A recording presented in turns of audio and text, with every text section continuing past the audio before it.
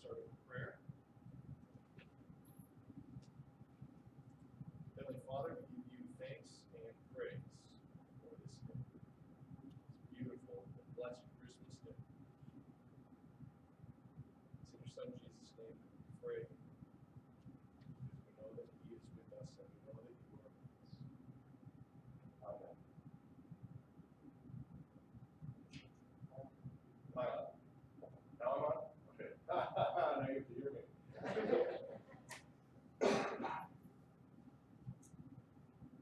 This morning on Christmas, I want you to think of the best gift. This is important.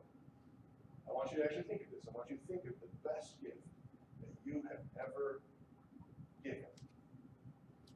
Yeah? Okay? The best gift that you have ever given. Now, I don't want you to, not the most expensive, okay, but the best gift that you have ever given.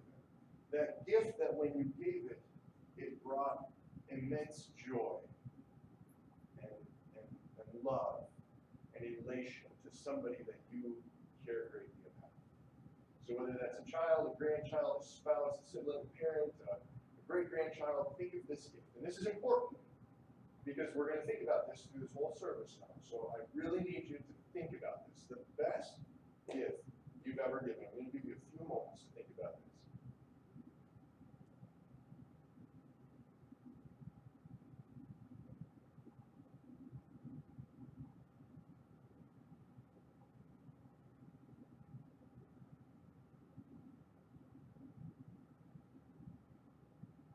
See lots of thinking faces.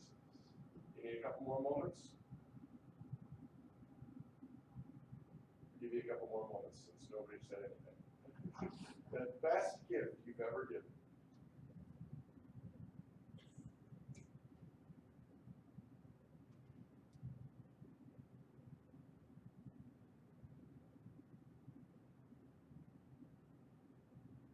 All right, you got it?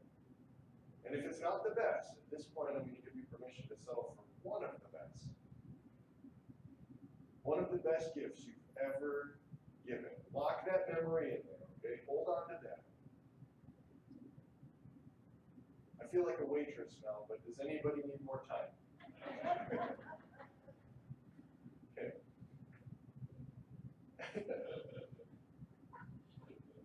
You're done. You, sir, are cut off. Lock that memory in there. The best gift that you have ever given. Keep that crystal clear in your mind. I want you to keep this memory, this thought right there. And you're going to need to hold on to it for a few minutes. So really get it. That I remember that gift. So what we did is we took a picture of the pregnancy test that was positive, and we put it in a card with something like, "Can't wait to meet you in August," or something like that. And we gave that to my mom. And luckily, I had the forethought to videotape it on my phone. I pulled my phone out when my mom was looking in, and I started to videotape it. And with her permission, I'm going to show you that video. So permission to show this, but this was Christmas of 2013. Ashley and I giving my mom the greatest gift that I have ever given anyone.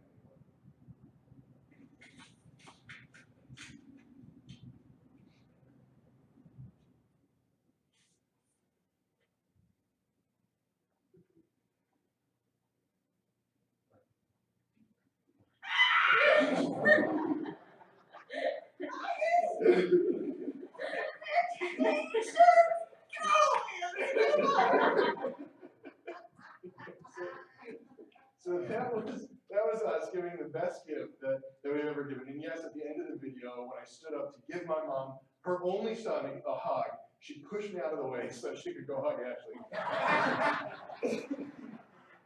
I'm really glad I got that on video. She'll try to deny that. That's the best gift that I've ever given. And man, it is such an awesome feeling to give a good gift, isn't it? Oh wow, there's nothing quite like it. You know, I'd be willing to bet when you gave that gift, the one you're thinking about right now, when you gave that gift, a big part of the reason it's the best gift you've ever given is because of the way the person responded. Am I right? How many of you have ever given a gift that you thought was amazing and somebody got it and was like, thanks? That doesn't qualify usually as the greatest gift you've ever given, because a part of giving a great gift is the response of the person who gets it. The joy, the celebration, the lifting of their spirit when you give it, the lighting up of their face, that is all part of it being the greatest gift you've given them. Is that true for you in the gift that you're thinking of? Anybody here thinking of you gave this great gift and someone just threw it away? Probably not.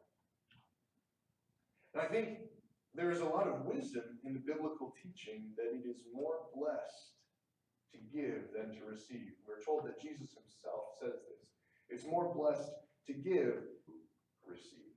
Now, I forget this sometimes. It's really easy for me to forget this because sometimes I get too wrapped up in my own self.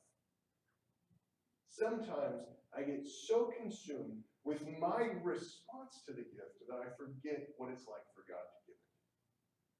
I think, well, how does this affect me? What do I do with this? What does this mean for me? How should I act? And I get so caught up in thinking about me,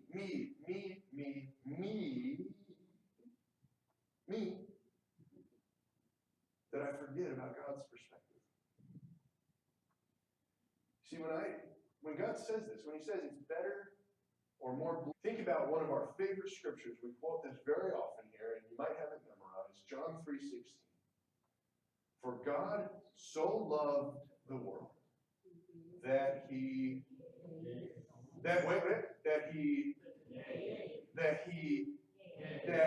gave his only son, because he is a giver. Because he is the great giver. The giver of gifts par excellence. And you know, the greatest gift that God has given us, it's not something that we wrap up and put under a tree. It's something that was stripped down and put on a tree.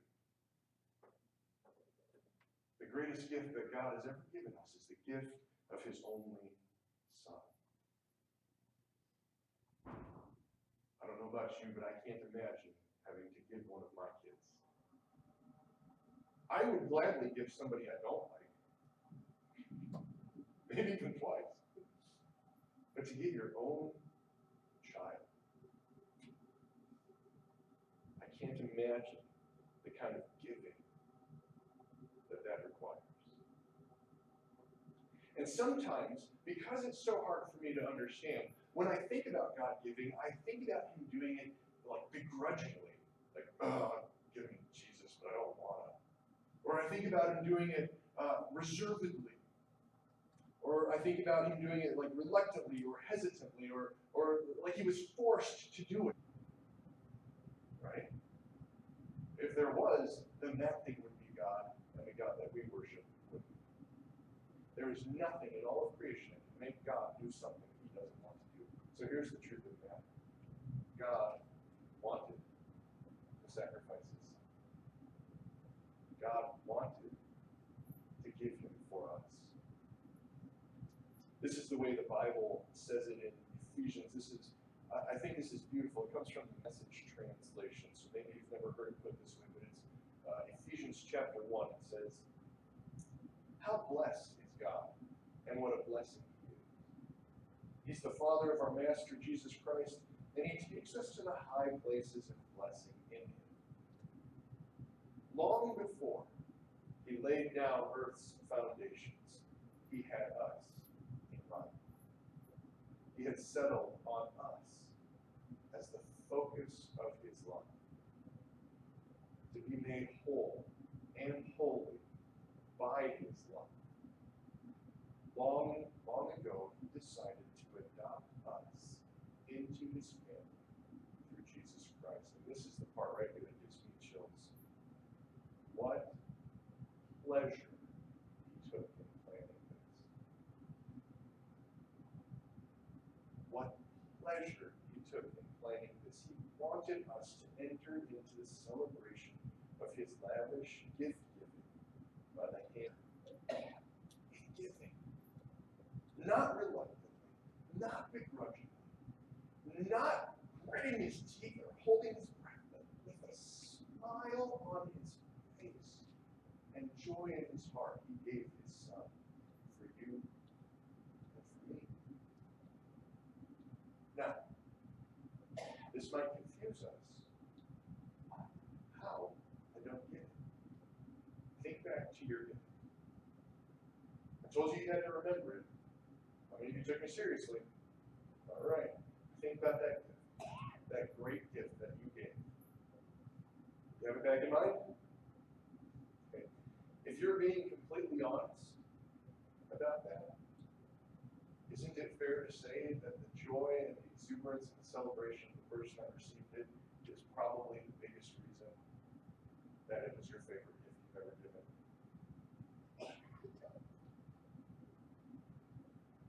Wasn't it the reaction and the response of the receiver that in fact brought you the most joy?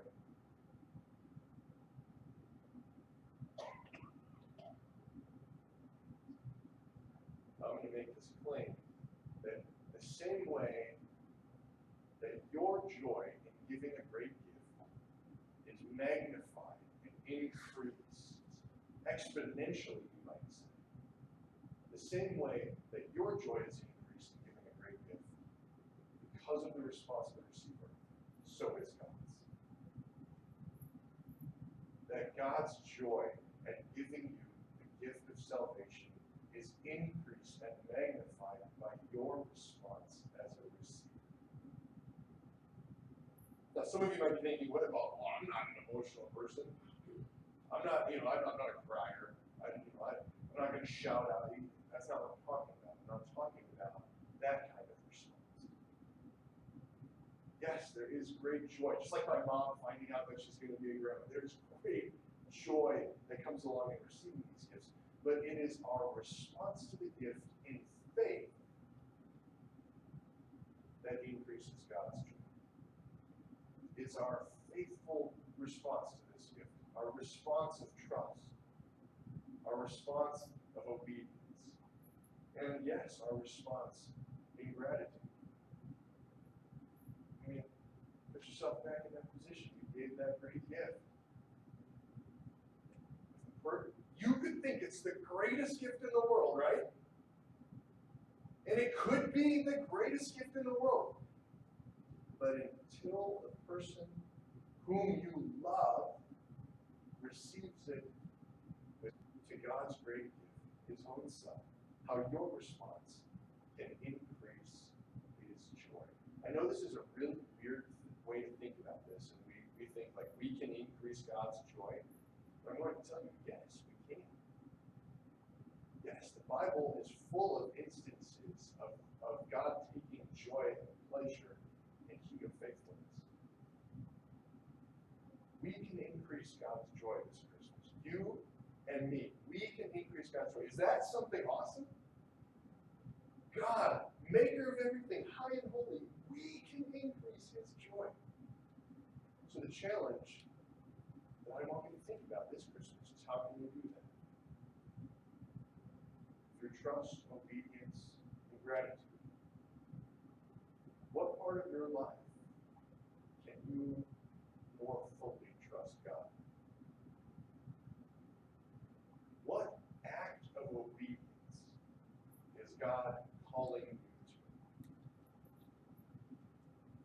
What area of your life can you be more grateful?